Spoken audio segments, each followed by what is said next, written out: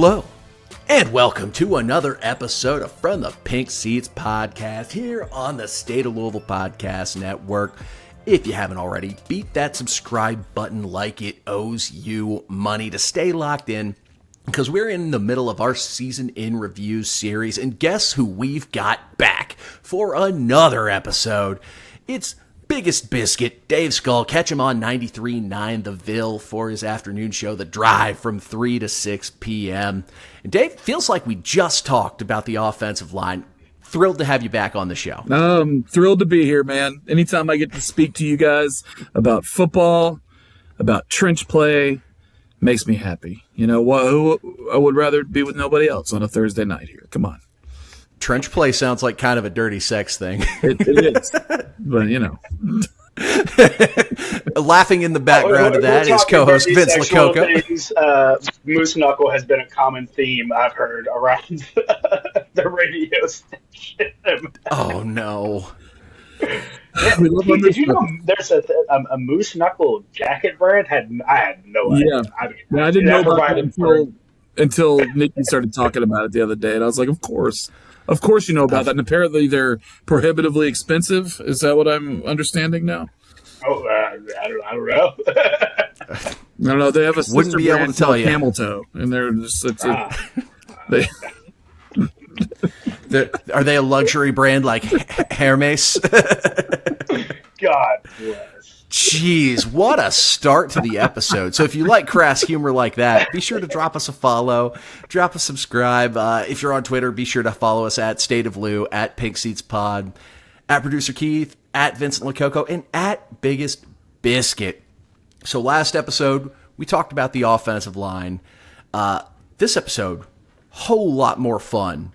We're talking about the defensive side of the ball. And we go from, we're talking about pedestrian stuff, and now we're talking about one of the best units in the country. So let's go ahead. No transfer portal updates to talk about. Little inside baseball. We're recording this before there are any, so if any happen, just ignore that.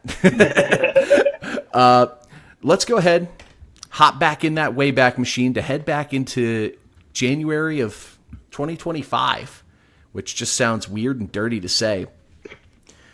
We're having a year where we're getting ready to come out of the offseason, and we only have maybe 3 real returning contributors on the defensive line. Renee Conga, Jordan Gerard, and A.J. Green. We lose players like Ashton Gelati to the NFL draft. Tramel Logan's gone. He's out of eligibility. Mason Reiger had to transfer. Our medical staff wouldn't clear him to play. Said, nope, retire. He said no, went to Wisconsin, was one of the more coveted edge rushers in the portal, ended up playing for the Badgers and Luke Fickell. Jared Dawson graduated and then transferred to go to Notre Dame to play on the interior there. And Wu Spencer, who I thought it was going to about be his time at Louisville to get some playing time, he transfers out. He goes to SMU. So before we talk about the additions, we're kind of up creek without a paddle at this point on the defensive line. I like the 3 guys I mentioned at the returner, but that's just 3 guys. Yeah, for me, losing Jared Dawson, being around him since he was 18 years old and seeing the young man that he grew into be off the field and, seeing the caliber of football player he finally turned into be, and it just broke my heart seeing him walk to freaking Notre Dame, man, which I don't blame him. We all grew up with that Notre Dame blanket or a Notre Dame somebody, at least the Catholic people did. Yeah. My sister went to Notre Dame. It's the mothership for all of us Catholics, I don't, I have a fair amount of hate for them and their special anointed place in college football, but I get it. It was hard to argue. I learned at a very early age not to bet against the Catholics. That's what my dad told me. Well, you say it's hate. Are you sure that's not just Catholic guilt? It is. Yeah, it's always Catholic guilt, Keith. Come on, man. So, losing Dawson sucked. It was an easier pill to swallow knowing that, he had graduated, he finished his degree from Louisville, so it's okay, maybe he's going to pursue a master's, or maybe I'm just coping extra hard. to see him walk out the door. Losing Reiger sucks because you saw this kid come from a walk-on, bust his ass, become a star edge rusher, suffer another injury setback, and then basically have to leave, like almost against his will, which sucks. And then Wu Spencer, hometown kid who you thought, okay, you've rode the bench for a year or two. Now it's going to be your time to actually get some rotational reps and play. He takes off to SMU. So Wu hurt. Wu felt like it was, like you said, it felt like it was his time. You know, he's a big body, and he was starting to show that he could play. And I thought this was like the time from that recruiting class. You know, when we got all the defensive linemen locally, like I just felt, yeah, that one hurt for sure. Yeah. So because of that, we had to be pretty aggressive in the transfer portal and make a lot of additions. On the interior, we added guys like Jerry Lawson and Denzel Lowry, and then also Kendrick Gilbert, who just never came to fruition, was ineligible to play last season, and I believe he is back in the portal again. So I think so, yeah. Hardly knew you. And then on the edges, you got Justin Beatles, who I thought was a one-year super senior. Turns out he had another year, and now he's off at Cal. Expected him to be a depth piece coming. We briefly had Damon Clowney for a bit. So that's just a name I wanted to bring up to get a chuckle. I'm going to throw him in the who is the McCaffrey. I'm going to throw him in the McCaffrey. Yeah. Throw him in that pile. Damon Clowney, he was from Charlotte, ended up transferring to South Carolina, and then he left the team, didn't he, at South Carolina? I feel like I don't know. Who cares? He spent a week on campus here, and then I just didn't keep track of him after he left. And then he is not. And then, of course, the last two names, saving the best for last on this, Wes Bailey and Clev Lubin. And Wes Bailey was one of those, like, oh, we're taking on another Rutgers guy. Okay, I mean, Renee Conga turned out okay. This guy, edge piece, kind of injured, okay. And then with Clev Lubin, it's like, okay, yeah, the production numbers are really good, but it was at Coastal Carolina. Is his game really going to translate to this level?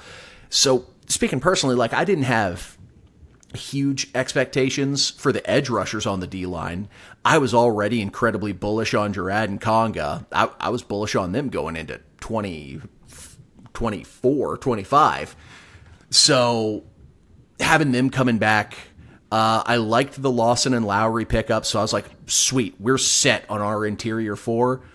Teams aren't going to be able to run between the tackles on us. The rest will work itself out. Man, I was thrilled to be wrong about the edge rush production. Yeah. How about your expectations? Expectations for me, Keith, I was excited about the numbers of Clev, but like you mentioned, I was like, is it going to translate?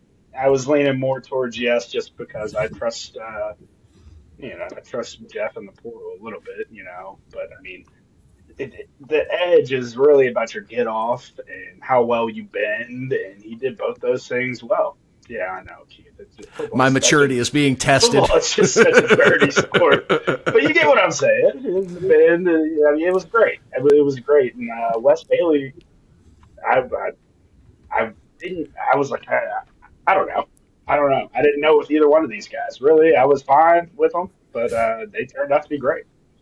Moose knuckles and get off. That's what we're doing tonight. It's Yes. Don't forget, getting off the edge. Getting off the edge. Yeah, that's right. A little bit of bend in you. All those things. Don't put me on radio.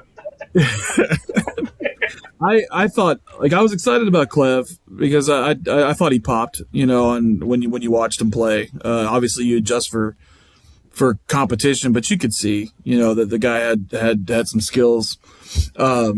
Wes Bailey was a complete question mark for me. The production was kind of modest, and like you said, he had injury issues. I thought maybe if he could just be half of what, half a pass rusher and just a threat from the other side, it could really help Clev Lubin. And it turns out that he was more than that. And it was a really good pickup, and both of them were great pickups in the transfer portal. They absolutely killed the defensive line. It was really fascinating, like going out to spring ball. And I will say, My initial expectation was before I went out to spring ball practice, because the first thing I noticed, and I raved about it on this program many times last year, the first time seeing Wes Bailey in person was jarring, because that kid is a freaking mutant. Yeah, like, he's a monster. He's the first kid who I've seen who might actually be listed at his real height and weight on a roster, because that kid's every bit of like 6'6", 280, 290. Like, you're telling me I'm not specimen. 6 foot? Is that what you're saying? It's funny when I hear those kind of things, because under John L., everybody measured shorter in college and than we ever did before. I was like, he probably wanted the other team to come out there and be like, damn, these guys are way bigger than. Yeah, I was like, I was 2 weeks ago, and I was like 6'2", and I come here and I'm 6 foot and 3/4 of an inch. I'm like, I've never measured that small in my life. And my buddy John Scarborough, there was another walk on with me, was like, they measured him under 6 foot, and he was almost like he was beside himself. I was like, man, what happened to all these? Like, I thought I was going to get listed at 6'4" on the roster. Like, what happened? Your buddy wasn't thrilled to be a short king? No, he wasn't. And you watch spring ball, and I was pleased to see AJ Green was getting the first reps on that side. It was AJ and Wes initially, while Clev was running with the twos. One of the first things was just Clev's competitiveness. He would not stop jawing at Rasheed Miller, like, all practice. He was getting after him. He was getting after Trevante. Just anyone he could try to get after. Like, he was like, if you would have locked him and Carter Gilliam in a room, there would have been a confrontation in approximately 3 seconds. Like, they brought that same sort of nastiness to their game. And the moment I knew Clev was going to be a hell of a ball player, spring ball and training camp, he's rocking a red do-rag under his helmet while he's playing. I'm just like, okay, you don't do that shit unless you're the truth. And man, he turned out to be the truth. So, well, let's go ahead. We can dive into the season recap. And I mean, unless we just want to gush the same thing 12 times in a row, we can sort of speak for the year as a whole. I feel like with this unit, just defensive line as a whole, phenomenal. Yeah. Just all year. Real quick before you move on, it feels like defensive ends, there's like 2 different kinds. And Vince, Keith, you'll know what I'm talking about. They're either fucking crazy, or they're like quiet killers. Like there's just 2 types and nothing else. Like it was. Give me fucking crazy all the time. I gel well with the fucking crazy guys. I love them. So like the 2 examples, Latimers, Dwayne White was one of the craziest dudes I've ever seen in my life. I watched him try to murder a guy at practice pretty much. Like he'd get you on the ground and just start beating the shit out of you. And then there was Elvis, who was the coolest customer in the room. Always. He would just quietly kick your ass at all times. And they played the same Elvis also had, but they're just like the 2, like, I feel like prototypes of defensive ends. Elvis had to be especially infuriating because it's like, he's like 5'10", 5'11", but he has like a 7-foot wingspan, so he can just long arm everybody. Dude, I tried a lot. I never succeeded. I got my fair share against some of those defensive linemen, like you always do in practice. And as a freshman, I got a couple of starters. I pancaked a few guys, and I felt really good about it. I never got Elvis once in my life. And there's the first day of summer ball, you're like, I'm going pro in something other than football. And this dude's a future All-Pro, and you can see it. The guy had, like you said, like a 6'8" wingspan, and he was 5'10". And with those long arms, you know how hard bench normally is. So the degree of difficulty is higher for guys with longer arms. Yep. He was 18 years old, benching 400 pounds the first day. We were in the locker room. We're just like, this guy's just a freak. I don't know. Which guy did you get, Biscuit? Because I not throwing anybody under the bus. I remember the one time I got, God, if you're just listening, I have air quotes on. I got Jair. He ran a corner blitz. I saw it pre-snap. I was very excited because that's my check. I'm like, hell yeah, I know what I'm doing here. And he ran the corner blitz. And he dove at my ankles. So I went right on top of him. And I was like, yes, that's a win. I don't want to blow anybody up, but like and it wasn't like it was a regular occurrence, but I remember Right, once. that's how mine was too. Right. I remember once I pancaked Ty Satterfield, and I was just like, there you go. Like I belong here.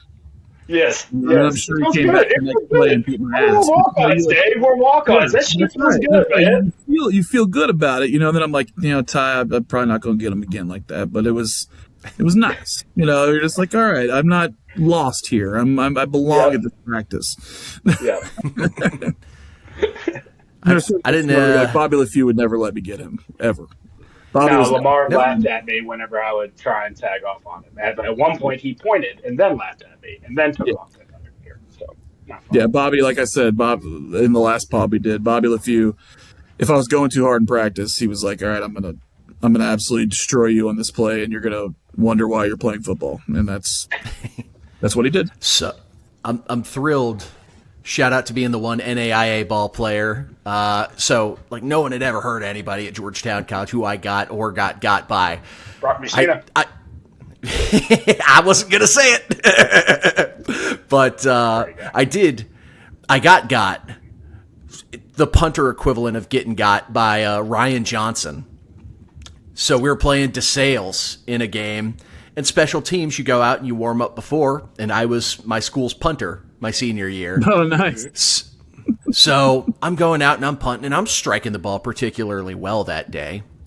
And like, you go to midfield, like you don't encroach on the other guy's turf, just, out of respect or whatever. So I'm kicking and like I punt a ball from, I guess, after a step, like our 45-yard line.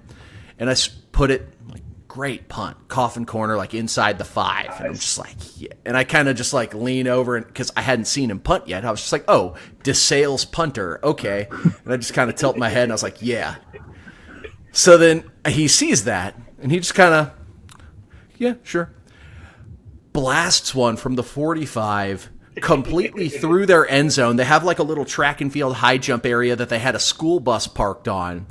It went so far that it pelted the bus in one of the side windows. So, like, legitimately 60, 65 yards on the fly. And I'm just like, huh. It's like, that was cute. Yeah, that was cute. Okay. That's what a real punter looks like. Yeah. Yeah, the first time I saw a real punter in high school, man, I lost the ball in the air. I was like, holy shit. I didn't even know that was possible. My junior year of high school, one of our punter kicked a school record 73-yard punt, and like it hit and ran. You know what I mean? Like it was. Yeah. He was a good punter, Derek Bowman, but they downed it at the 2, and it was late game against Nelson County, and they ran a 98-yard touchdown in to win the game. Oh no! Yeah, that was some fun. That's one time the kicker and punter sitting back saying, "I did my job. Did my job." I'm in the backfield watching the guy run by me two gaps over, and just like, oh man. But just to be clear, I got 100 times more than I got anybody at Louisville practices. Oh, just to be clear. Too. I was lucky to get whoever I got when I got them. All right. All right. So let's steer this back. You know who didn't give up 98-yard touchdown runs? This interior defensive line. Nice segue. I do what I can. I try. But we were raving just about how they were phenomenal all year, and the defensive line was great against the run all year. I think they gave up single-digit explosive runs on the season, if that. Like Louisville's defense as a whole was 23rd in the nation in rushing yards allowed per game. And the most impressed I was the Miami game. Because the biggest thing about the Miami game that had me worried, like you can scheme around elite edge rushers on the offensive side of the ball, but those dudes have just monsters all across their offensive line. Like it's just 5-star after 5-star after 5-star. Our defensive front, pretty strong against the run up to that point, but they hadn't really faced that type of unit. And you go back and watch every game this year, like Louisville's defensive line probably was the best that went up against Miami's, and I'm counting the national championship game. Like we gave them the most fits, like made it impossible for them to run A-gap, which is their bread and butter. Yep. And that forced Carson back into trying to do things he wasn't comfortable doing, like driving the ball downfield, which as we've seen, is not his game. That's the way you beat Miami is you put the ball in Carson Beck's hand. Like he's a fantastic game manager. And I don't mean that really as a negative. Like honestly, if you can run the ball, Carson Beck can win you games. But as soon as the pressure turns up, he'll turn into a pumpkin, and we turned him into the biggest fucking pumpkin you've ever seen in that game. Also, just defensive backs. Oh, God. We need to put them at wide receiver at that game. My God. And it wasn't like the Antonio Watts catch. Unbelievable. And there was linebackers doing it, too. Like, that's the thing. Like, that TJ Capers pick at the end. I mean, he picked that about an inch off the ground. Like, there was just phenomenal plays. Everybody was playing above their head in that defense. Like, but the defensive line wasn't really playing above their head. That's what they did all year. Gerard and Congo were incredible on the inside all season long. And really, Lawson and Lowry were really excellent pickups. Like we get them from Abilene Christian. We get guys from lower levels, and they really translated really well. And I thought that every time they came in the game, it didn't feel like, obviously Conga and Gerard are different, but they made their fair share of plays all season long. It didn't feel like a huge drop off when we brought in the twos at any point with those guys. It was refreshing, especially considering that we weren't great in the trenches on the offensive side of the ball, which we went over last episode. Defensively, I mean, I could count on them to bring the nasty every single game in and game out. And we haven't really talked about the dynamic between Lubin and Bailey and Green on the outside yet. But those three together were really disruptive this season. How good did it feel to finally see players actually get home and get sacks instead of just having to take that consolation prize on Monday when the PFF grades come out and it's like, oh, Louisville leads the nation in pressures. Yeah. And those are fine. Those are fine when you get home, Keith, because you get home once or twice in a game, and now the quarterback is sitting there saying, "Oh shit, oh shit, oh shit." He's forcing the ball out quick out of his hands and throwing to guys that he doesn't want to be throwing to because he knows a Clev, a Wes Bailey, AJ Green is breathing down his neck.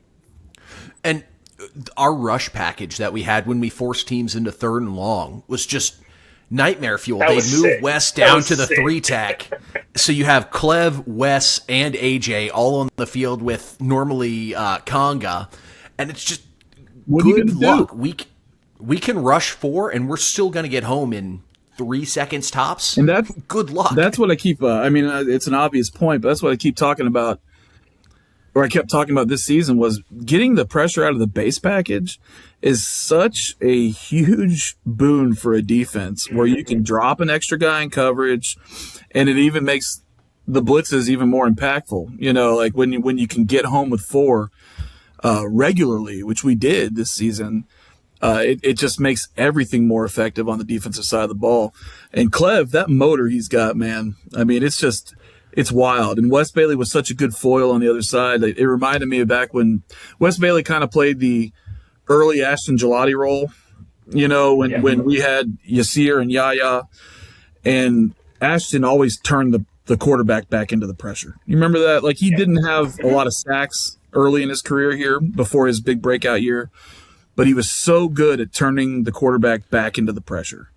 And Yaya so big and strong. Would eat on that, and it felt like that was what Wes Bailey did a lot, was you just couldn't rest. The quarterback's, he's either trying to step up in the pocket, and you got Rene Conga and Gerard getting pressure up the middle, or he's rolling to the left, or rolling to the opposite side, and Wes Bailey's there, and monster on the edge. It's just when you can be relentless from the bottom, from the base 4, the down 4 linemen, it's just a massive. And it's not like every time we would line up and say, okay, Clev and Wes, you're coming off the edge in this base package, interior D line, you have your A, you have your C. No, I was really impressed with the games and stunts out of those base packages. Yes. You can still be really creative in those. And it doesn't change anything on the back end. It changes absolutely nothing. So why not have a pick here, have a loop here, have X, Y, and Z, and really start to confuse this offensive line and say, wait, what's going on here? They're in a base package, but there's guys moving all over the place. And there was no lazy stunts. You know, like yes, Biscuit. God bless. How many times have you seen that? How many times have you seen it doesn't work that way. You make it 10 times easier on the offensive line. Yeah, you're just late to your gap if it's a lazy stunt. You know what I mean? Like that's all it is. Like it was aggressive, it was with purpose every time. They were Johnny on the spot. They maintained gap integrity, you know, with a stunt, which is a big part of it, you know, where like guys get lost in the woods. You know, like, you don't have to be Ricky Bobby every time. Sometimes you can be Cal Naughton and get that slingshot engaged. Mean, you got to. Well, that's right. It might be, and football's a team game, so this is gonna sound hyperbolic to say, but this was a defensive line unit that was so good that I legitimately believe them being as good as they were. Like if we replace them with just average players, we probably lose 3 more games. Like James Madison, the defensive line just suffocated them the entire time. Pitt in the game just strangled them the whole second half to get us back into that game. And then the other one, Miami, like being able to create that pressure, not allowing Miami's run game to basically get going at all. It was nice to finally see Mark Fletcher not run for triple digits against us. And then the edge rushers to generate that pressure on Beck to force him into making those mistakes. Like those are 3 games that you can't single-handedly give it to the defensive line, but if we're allocating a pie, they're getting at least half. Yeah, you're getting 50% of that bad boy for sure. So just unreal vibes from the defensive line last year. So rather than what went wrong, what went right, we can just talk about what went right on this defensive line. The linebackers and that front 7 was just all year long, you know, like, and we're bringing back most of that linebacking crew, you know, and I'm incredibly happy Antonio Watts is getting his flowers. He was 70th in the On3 early top 100 players in college football, which I was happy to see. Can't believe Clev Lubin wasn't on there, but whatever. I have quarrels with that because when you take into account not just he was 25th in the nation in sacks last year, I believe he had 1, maybe 2 interceptions last season as well. He disrupted basically every screen pass to went to his side of the ball. He was able to drop back and actually make plays in coverage, which still infuriates me because he's a phenomenal edge rusher. Stop dropping him in coverage. Like, this might be a hot take. Clev Lubin was the best football player on our team last year. And I don't think that's a hot take considering, you know, Isaac Brown was hurt most of the year and Chris Bell was kind of like this due to quarterback play. That's the thing. Like, I whenever we talk about, and it's not a receiver podcast, but whenever we assess the receivers for the season, my caveat is always, you don't know how good Dakari Collins was because he never got the ball, you know, but I remember watching him. How many times did he run wide open against specifically Virginia Tech? Mm-hmm. Like, how many times did we get to the third read this year? No. How many times? Yeah, you know what I mean? And that's Dakari Collins most of the time, right? You know, it had to be one of the most frustrating seasons for him this season. But, I'd say Clev Lubin, Antonio Watts, like, those are guys that, if you're asking me who are the best football players on this team this season, it's those 2 guys for me. Yeah. So on what went well, Keith, I'm going to piggyback off Biscuit from the last episode we had him on and say their ability to evaluate talent in this realm was definitely, you know, what went well. Because being able to sit there and watch the film and say, yes, Clev is going against lesser talent, per se, but look at how he bends at the ankle. Look at how he bends at the hips. Wow, look at that get off. Well, that is all stuff we can work with right here. I don't give a shit what his size is. He's bending. His get off is crazy. He's violent with his hands. All those things Clev Lubin had on film, and the coaches saw that and decided to take him. Same with Les Bailey. I mean, we were all sitting here saying, I don't know what we're going to get out of this kid, but shoot, man, he turned into being one of my favorite players this year. I wish I could give him some of my eligibility so he can play. Look, I'm going to activate the algorithm for a second here. Of the 6, 7 guys we brought in, depending on how you want to count it. We don't do that on this show. Hey, the 12-year-old listeners are losing their minds. Yeah. But of the guys we brought in, 5 of them you could grade with either just overall a plus grade or like a depth plus grade if you want to put that sort of tag on, like even Beatles. Like, he was a 1-year guy, thought he was going to be a depth piece coming for New Mexico State. He got limited action just because, thankfully, we stayed pretty healthy on the defensive line most of the year. But even when he played, he wasn't a liability out there. Another thing that went well this year, Keith. Just thought of this. It involves AJ Green, and it's more in the off season. The one thing with AJ Green is, wow, the size on this kid. He is huge, but he's built like a stick. They literally call him Sticks. That's his nickname on the team because he's so skinny. It's like, wow, they did a great job of getting. I would love to see 20, 30 more pounds on the kid, but they got him up to a weight where they're comfortable playing him and he's comfortable out there on the field. So, sorry, Keith. So to build on that, as far as what went right, like obviously the evaluation, and not just with Bailey and Lubin, but Lawson and Lowry really translated well from a lower level and fit immediately. And then AJ Green, I'm so happy he's coming back next year, by the way. Like, that was one that hurt when he got I love it. Somebody responded to me when I said this one hurts, was like, he's a dime a dozen. I was like, you don't know ball. Like, from the time he got here, I know he was skinny, but he looked different on the field. You know, I mean, he's 6'5", legitimately. Yeah. He's got incredible length. You're like, he's got athleticism and speed. I was like, this is the type of building block, like the raw materials here for a defense of an NFL defensive end, you know, or outside, like just an outside rusher, if we can get him up to that. And I think next year took him and a couple of Flyville guys to Kern's Corner that first weekend they were on campus, and I wanted to just keep feeding him cheeseburgers. It's like it is going to be an All-American, I swear. And not just AJ as well, but sort of a little bit of a glimpse into the future. He got a little bit of time in last season. Micah Carter as well. Another kid who, just like AJ, hopped in the portal. We were able to get him back. He's of a similar cloth, like legitimately 6'5", that same long-armed build, can probably put on another 20, 30 pounds onto a playing weight and be a stud defensive end. Like, these are guys that I'm thrilled we got two of them. They aren't common. No.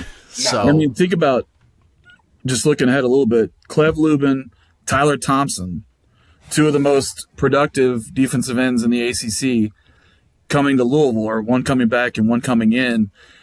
And then Micah Carter and AJ Green, and the things that we can do with these guys in third down situations next year, they're going to be like John, Devontae, and that whole crew of James Hearns.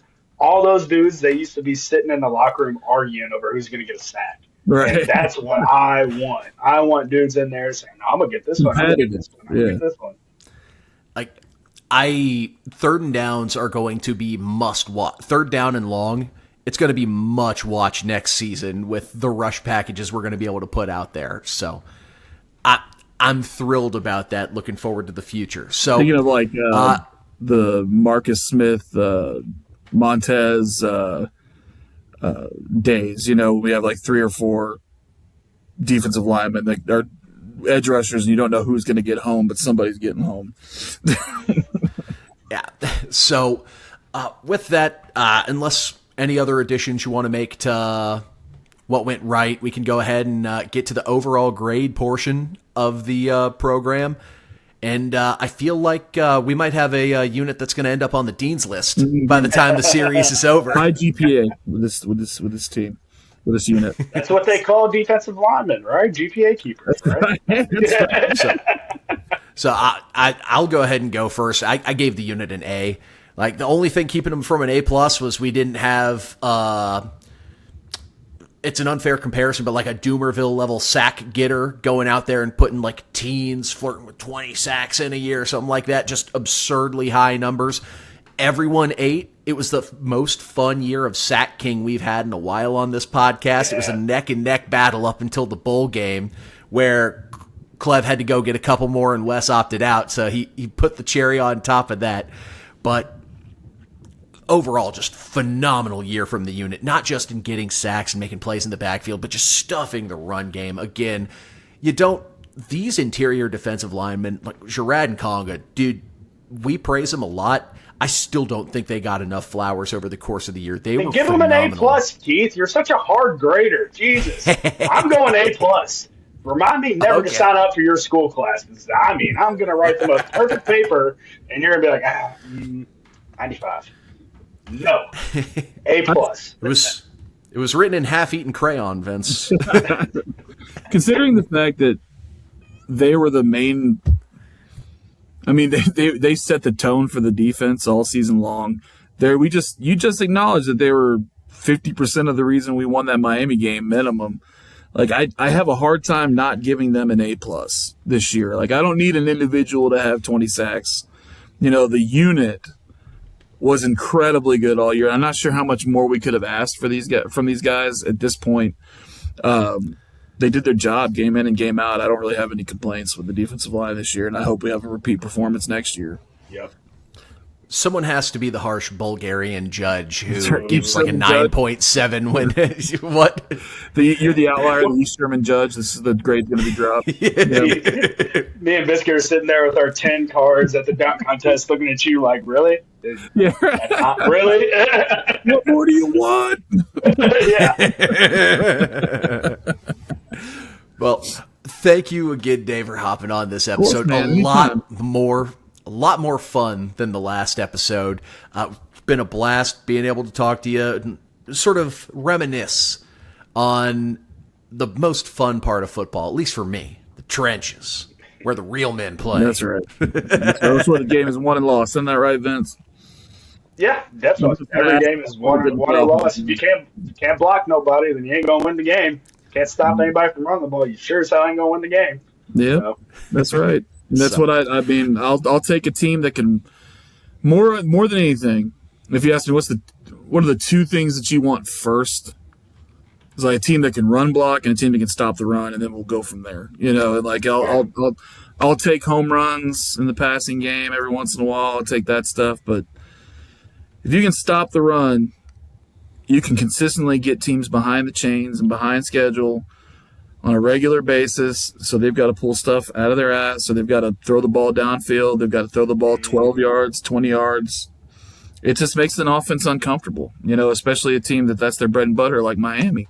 You know, you can get them out of what they do. I mean, it's especially when you can do it as consistently as we did. It's a beautiful thing to watch.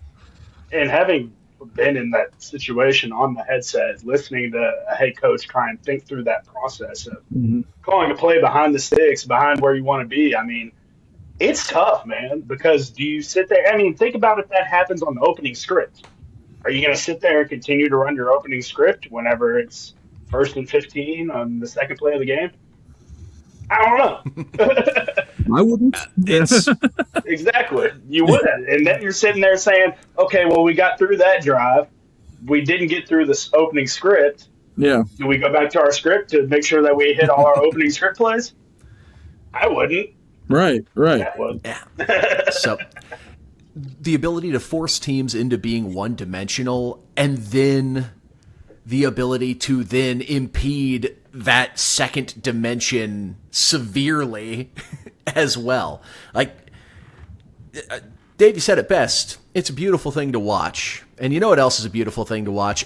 Our smiling faces over on the State of Louisville YouTube channel. If you haven't yet, get in there and hit that subscribe button. And then once you're off there, go ahead, head on over to ESPN Louisville and tune in to 93.9 The Ville. Tune into The Drive, where you can catch Dave Scull on your drive time home. Thank you again for tuning in to another episode of From the Pink Seats podcast, where Season in Review series will continue with me and Vince.